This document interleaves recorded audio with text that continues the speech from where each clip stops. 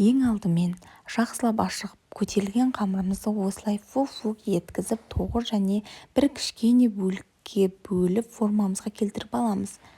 Және оны кезек-кезегімен дөңгелек қылып жая отырып, арасына кез келген начинкаңызды пайдаланып, осылай видеодағыдай әдемі етіп орап шығамыз. Және оны дөңгелек формамызға әдемі етіп орналастырып, 15-20 минутқа бетін жауып қоясыздар көтерілгенше. Содан соң бетіне жұмыртқаға кішкене сүт қоса отырып бетіне жағып, әдемілеп қызарғанша пеште пісіріп аламыз.